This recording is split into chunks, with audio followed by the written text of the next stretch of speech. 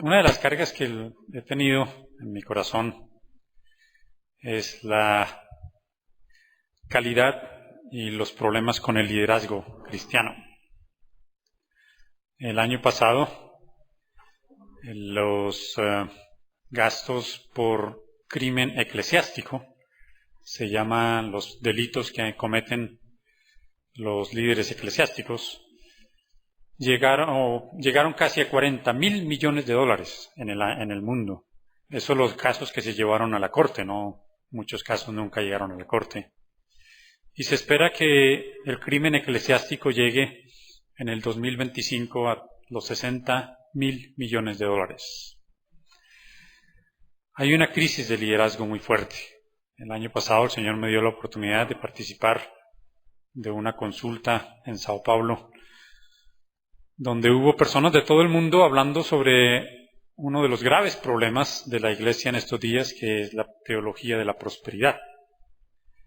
Y allí podíamos ver que esta crisis de liderazgo es en todo el mundo. Toda la Iglesia está experimentando una crisis en el liderazgo. Y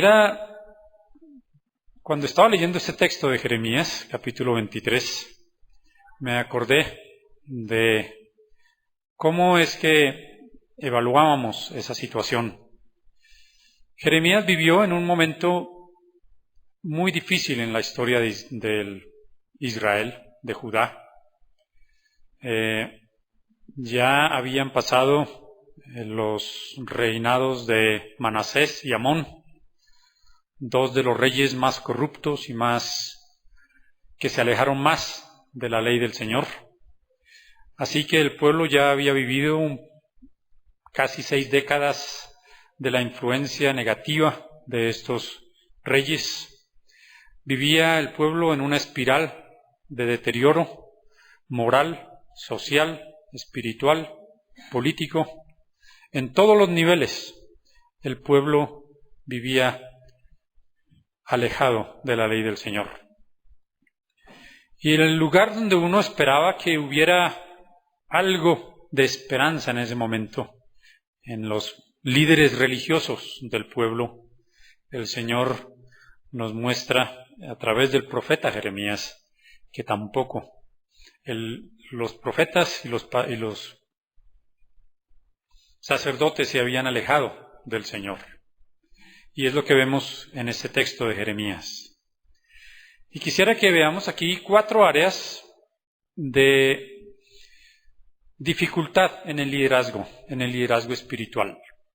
Ahora hay mucho en este texto, hay muchos juicios del Señor hacia los profetas, hacia el pueblo, hay muchas cosas aquí, pero cuando estaba leyendo el texto, estas 4 áreas me llamaron más la atención, tal vez por la pertinencia y lo parecido a la situación del día de hoy.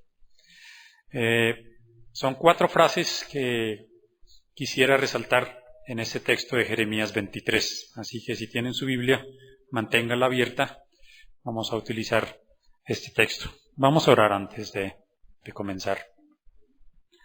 Gracias, Señor, te damos por otra oportunidad que nos das en tu misericordia y en tu amor de venir a tu casa y de estar frente a tu palabra. Tú conoces, Señor, nuestra necesidad, conoces nuestros corazones. Y te pido, Señor, que tengas misericordia de nosotros y nos hables, nos enseñes, nos transformes. En el nombre de Jesús. Amén.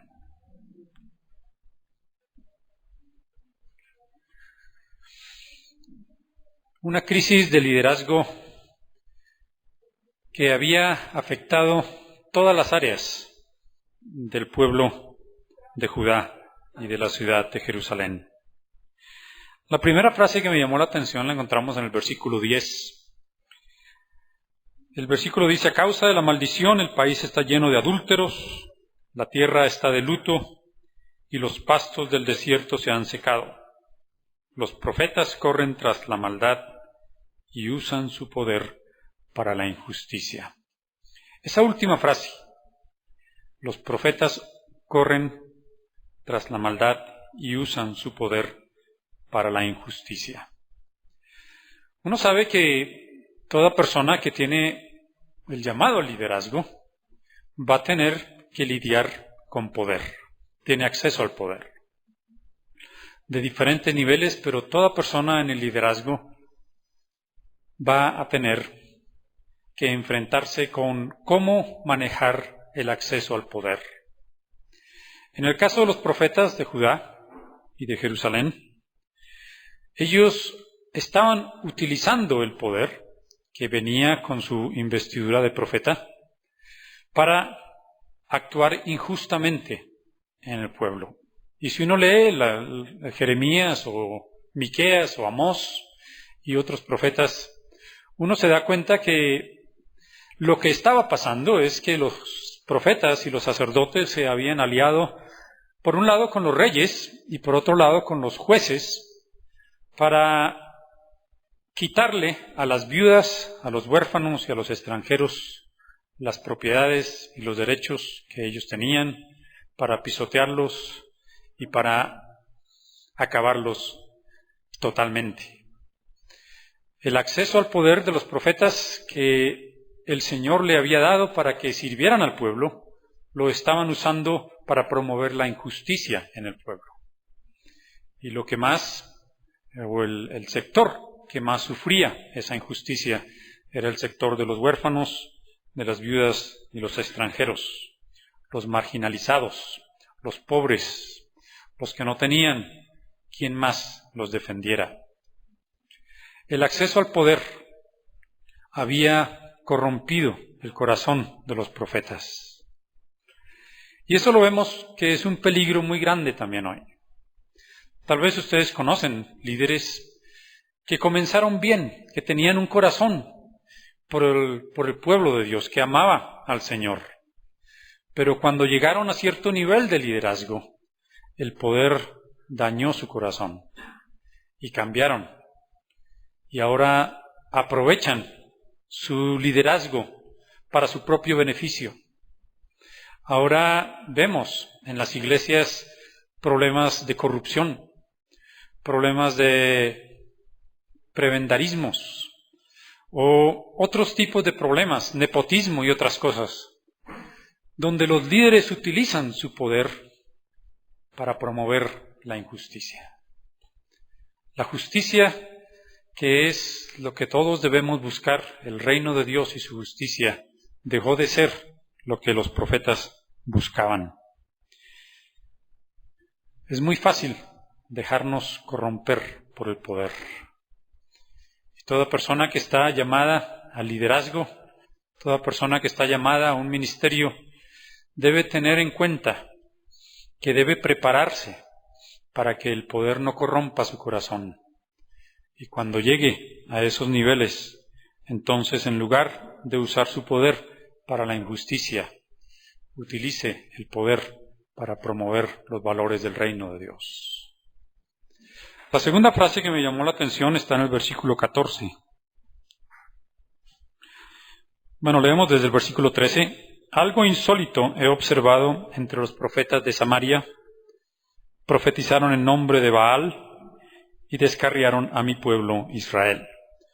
Aquí Jeremías se refiere, el Señor se refiere a lo que había pasado con el reino del norte. Cuando Jeremías apareció más o menos en la escena alrededor del año 600 antes de Cristo, ya el reino del norte, el reino de Israel, con la capital de Samaria, ya no existía, ya había desaparecido. Ya los asirios se habían llevado a todo el pueblo, los habían derrotado, lo habían acabado y ya no existía el reino del norte. Y el Señor culpa a los profetas, a los líderes religiosos de ese pueblo, por el juicio que había llegado al reino del norte, a Samaria, porque ellos habían descarriado a su pueblo Israel. Y en el versículo 14 dice, y entre los profetas de Jerusalén he observado cosas terribles. Cometen adulterio y viven en la mentira. Fortalecen las manos de los malhechores. Ninguno se convierte de su maldad. Esa frase pequeña, y viven en la mentira, es muy expresiva, muy fuerte. Pero es el tipo de profeta que, aunque conocía la verdad, prefería decir la mentira. O es el tipo de líder que dice una cosa, pero hace otra cosa. Su vida es una mentira. Entonces puede ser los dos, el profeta que profetiza mentiras, aunque conoce la verdad, o el profeta que vive una vida que no corresponde con el mensaje que el Señor le ha dado. ¿Cómo llamamos a esas personas acá? Hipócritas, mentirosos. El liderazgo espiritual de Jerusalén estaba caracterizado principalmente por la hipocresía. La vida de los profetas, el Señor la describe como una vida de mentira. Hace poco, bueno, no hace poco, pero hace un tiempo hablé con un amigo boliviano que vive en Cochabamba y él es psicólogo. Su esposa y con su esposa tienen un ministerio de consejería muy importante. Y él me decía que el nivel o el porcentaje de abuso familiar en las familias pastorales era el mismo porcentaje que se veía en el resto de la población. Los pastores de ese lugar estaban abusando a su familia de la misma manera que los que no eran creyentes. Y todos los domingos se paraban estos hermanos frente a la iglesia a predicar un mensaje, pero su vida privada en su familia negaba el mensaje que estaban diciendo. Eso es vivir en la mentira. Eso es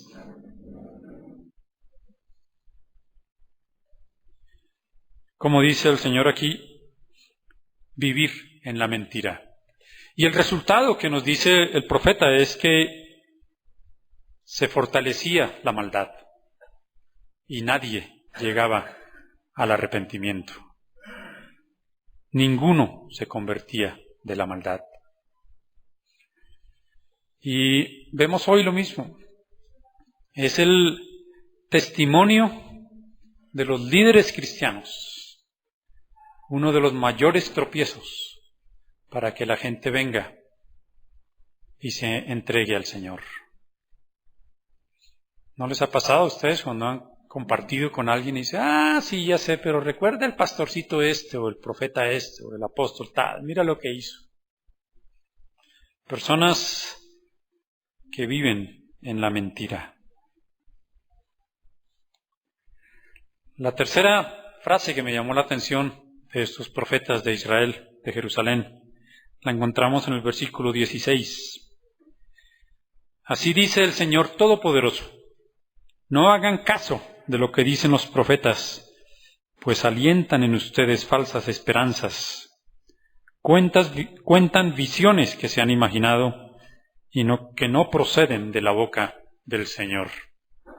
Alientan en ustedes falsas esperanzas. Ahora, el dicho de que la esperanza es lo último que se pierde tiene mucha razón, ¿cierto? Es que cuando uno vive momentos difíciles, cuando uno está pasando pruebas, cuando llegan esos días en que la vida nos golpea y nos quiere vencer, lo único que nos sostiene es la esperanza en el Señor, las promesas del Señor. Pero si la esperanza es una esperanza falsa, ¿qué ánimo nos puede dar? ¿Cómo vamos a poder sostenernos en medio de las pruebas si la esperanza que tenemos y que hemos recibido de nuestros líderes es una esperanza falsa? Hablaba con un pastor aquí en Bogotá hace poco que decía que en su iglesia están teniendo un ministerio nuevo que no tenían antes y que han tenido que desarrollarlo, que es recibir a muchos que vienen de esas iglesias grandes donde les prometen el cielo y la tierra y vienen heridos, vienen derrotados, porque todas las promesas que les hicieron no se les cumplieron. Esa promesa de que el Señor tiene un plan maravilloso para tu vida y es hacerte un millonario, y ellos hicieron todo lo que les pidieron y cumplieron todo lo que les hicieron y al final terminaron peor y nada, no se cumple la promesa. Y muchas otras esperanzas falsas, mensajes falsos que están llenando nuestras mentes y nuestras vidas de falsedad. Los profetas de Jerusalén estaban llenando al pueblo de imaginaciones propias, pero no del mensaje del Evangelio del Señor. Y nosotros sabemos que muchas veces esas imaginaciones propias de aquellos profetas tal vez tendrían más seguidores. Y ahí lo vemos, como dice después, a los que me desprecian, en el versículo 17 dice,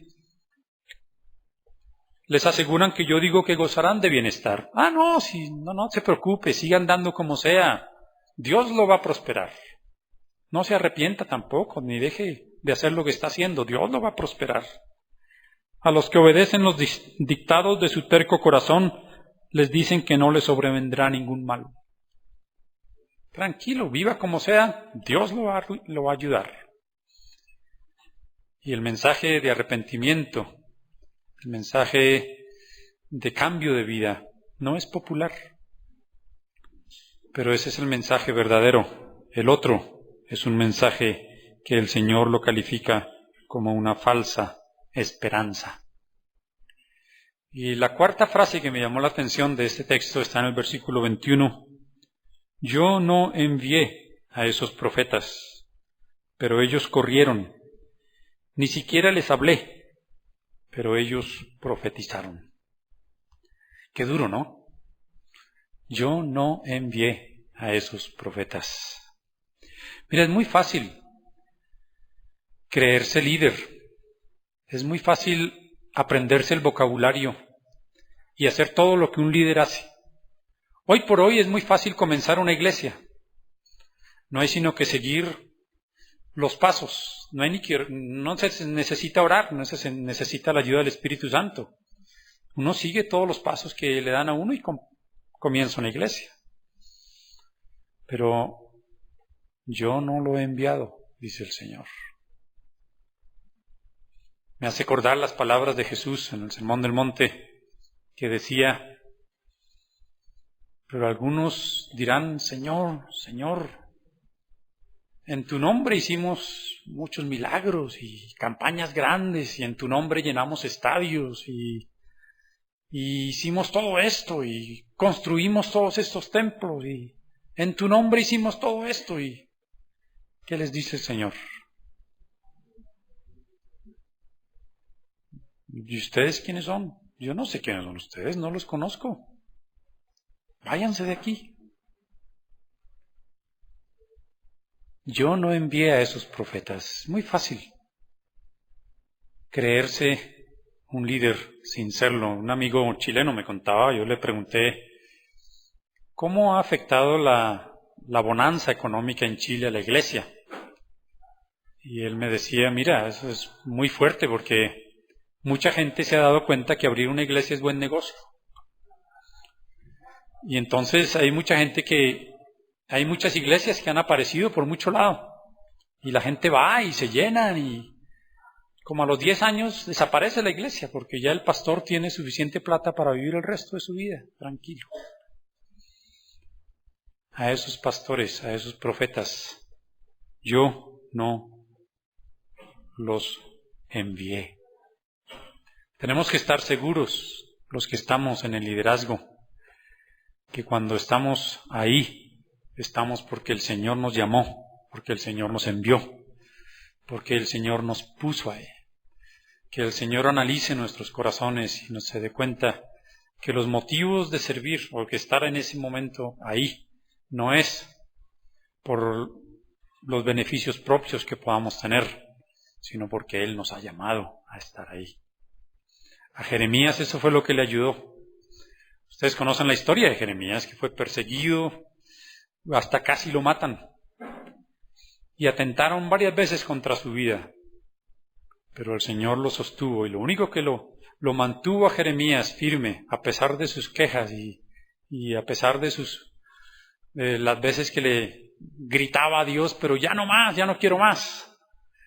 Lo único que lo sostuvo es que él estaba seguro de que Dios lo había llamado, que Dios lo había escogido, que Dios lo había enviado, que era Dios el que lo había puesto ahí. Qué triste sería cuando un líder llegue al final y el Señor le diga, yo no te envié. Cuatro áreas. ¿Cuál es la primera?